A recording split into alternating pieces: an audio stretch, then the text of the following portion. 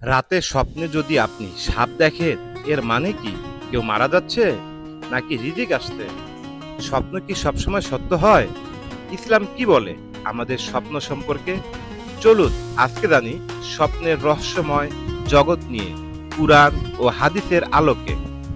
স্বপ্নকে আরবি ভাষায় রুআ বলা হয়। হাদিস এসেছে নবুয়তের এক অংশ হলো সচ্চা স্বপ্ন। সচ্চা স্বপ্ন নবুয়তের ৪৬ ভাগের একটি। সহিহ বুখারী। স্বপ্নের প্রকারভেদ ৩ ধরনের। রাহমানি রুহা, আল্লাহর পক্ষ থেকে শুভ বানিয়ে।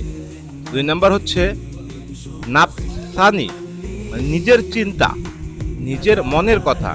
৩ নম্বর স্বপ্ন হচ্ছে শয়তানি দুঃস্বপ্ন, ভয় ও বিভ্রান্তি সৃষ্টি করে।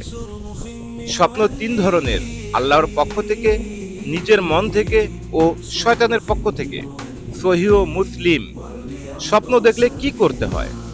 ভালো স্বপ্ন হলে আলহামদুলিল্লাহ বলতে হয়, অন্য মানুষকে বলা যায়।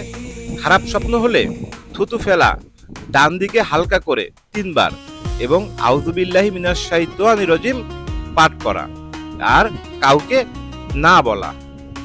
কোন স্বপ্নের কি ব্যাখ্যা? উদাহরণ: স্বপ্নে যদি আপনি সাপ দেখেন, শত্রু বা বিপদের লক্ষণ। স্বপ্নে পানি দেখা, রহমত বা জ্ঞান। স্বপ্নে আগুন দেখা, বিপদ, ফিতনা বা পরীক্ষা।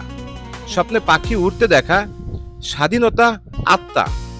মৃত ব্যক্তিকে বা মৃত স্বজনকে স্বপ্ন দেখা, বার্তা বা কিছু করতে চাওয়া।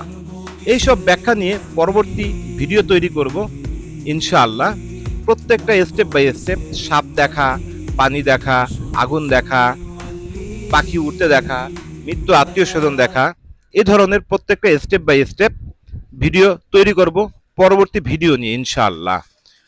বিখ্যাত স্বপ্নের ঘটনা কোরআন থেকে। ইউসুফ আলাইহিসসালামের স্বপ্ন ব্যাখ্যার ক্ষমতা ছিল। হাদিস শরীফে বলে, ইউসুফ আলাইহিসসালাম তিনি স্বপ্নের ব্যাখ্যায় খুব পারদর্শী ছিলেন। রাজা যখন স্বপ্ন দেখছিলেন ৭টি মোটা গরু এবং ৭টি শুকনা, ইউসুফ আলাইহিসসালাম ব্যাখ্যা করেন, ৭ বছরের দুঃসময় আসবে, আগে ৭ বছরের ভালো সময় আসবে। কুরআন সূরা ইউসুফ আয়াত ৪৩ থেকে ৪৯ পর্যন্ত। আমাদের কি করা উচিত? স্বপ্ন নিয়ে ভয় পাওয়া উচিত নয়, অন্ধবিশ্বাস নয়, বরং জ্ঞান ভিত্তিক ব্যাখ্যা দেখা। ভালো স্বপ্ন নিয়ে আমল করা যেতে পারে। খারাপ স্বপ্ন হলে সাদগা দেওয়া ভালো। সাধারণত ভুল ধারণা ও কুসংস্কার। বেলে ফুল দেখলে মৃত্যু হবে, এটা ভিত্তিহীন। মৃত্যু আত্মা এসে কিছু বললে হতে পারে কল্পনা, এটাও ভিত্তিহীন।